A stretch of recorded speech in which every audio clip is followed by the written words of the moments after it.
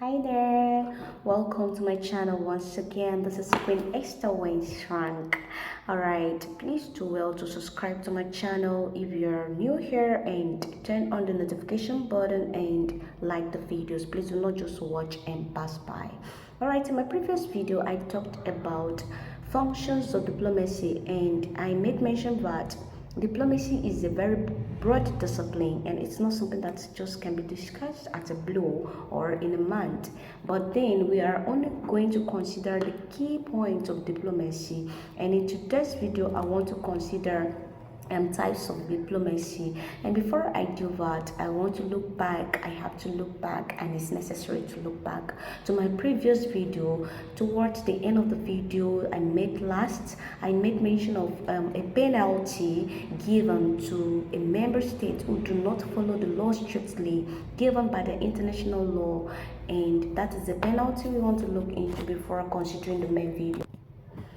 Yes, I said that there is a penalty for those countries that do not obey the law strictly, and the international law is set aside to checkmate and regulate the actions and inactions of every member state of the United Nations. It's not just there to make you scared, it's not just there to make you inferior, it's not just there to make you, you're insecure, or they're invading your privacy. No, it's just there. It's really not about what you do within your country. It's about your relationship with other nations. When it comes to your relationship with others, with other countries, not about you. So that is why international law is there at the United Nations to checkmate your actions and inactions when it comes to relationship between nations and among nations. All right, guys, so this penalty, I said it called sanction. There are different types of sanction. It might be economic sanction, that you're not allowed to make a trade deals with other nations, and it might be military sanction, that is you cannot produce armament, weaponry for war, things like missiles and all of that. So it can be monetary sanction, whatever sanction depending of what your crime is, and can be given to you. And before this sanction is given, there is an agreement.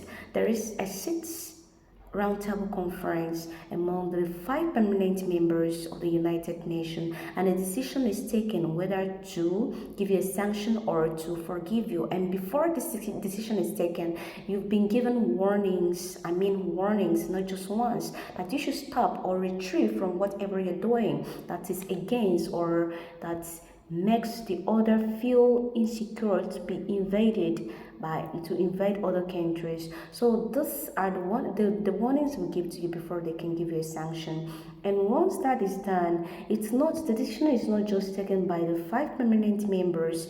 The decision is now brought to the table to every member state at the General Conference, the General House, or the General Assembly, so to call, that is the name given to it. So it's been brought to the General Assembly for the final decision by every member state. Every state or country that a member of the United Nations, and whatever agreement they make, and it be optional that you are for, that is the sanction should be given to such country, or you are against the sanction should not be given to such country. And there are some states that choose to be neutral, they're neither for or against, and there's no problem about that.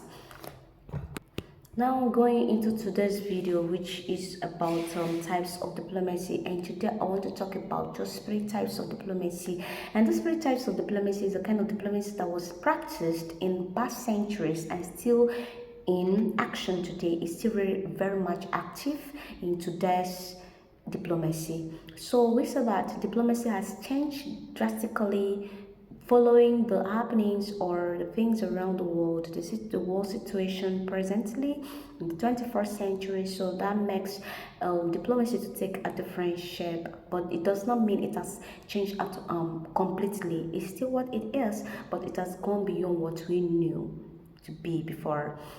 Alright, in today's video, like I said, the number 1 type of diplomacy I want to mention is oil diplomacy, and the second one is dollar diplomacy, and the third one is monetary or economic diplomacy. Yeah, all diplomacy has to do with the countries that have an oil reserve that they may use any tax that fit to employ their duties in their own benefit. Oil plays a key role in geopolitics as nations around the world seek to secure oil supplies through trade, diplomacy, arm conquest, or any other method it seems fit to employ. So this is oil diplomacy, and the increase of oil trade could spur greater diplomatic affinity. So we move to dollar diplomacy. Dollar diplomacy is the use of countries' financial power to extend its international influence.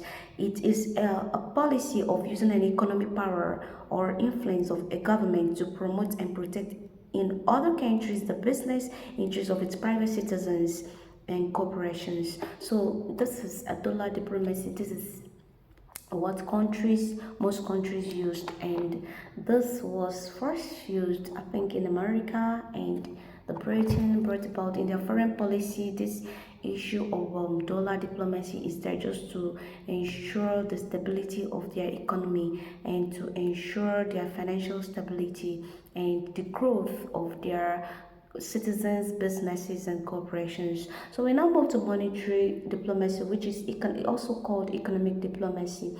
It is a country manages its foreign economic relations, include trade and investment. Also, economic diplomacy includes building international coalitions to help countries recover from financial crises. This economic diplomacy is mostly used when a country is facing some financial crisis like inflation, what we are having in Nigeria, and you have to go into borrowing. So some countries who cares, like a member state may ask your leader, the president of that country, and may introduce this economic diplomacy to them and ask them to try to practice the use of the kind of diplomacy to checkmate, to help them increase or leverage their financial crisis, their economic crisis, to recover from whatever they're facing when it comes to finance. And this, okay, guys, so this is where I'm going to end my video. Please don't forget to subscribe. In my next video, we're going to talk about other types of diplomacy, but for today, I'm going to end here, and thank you for staying tuned. God bless you. I love you so much.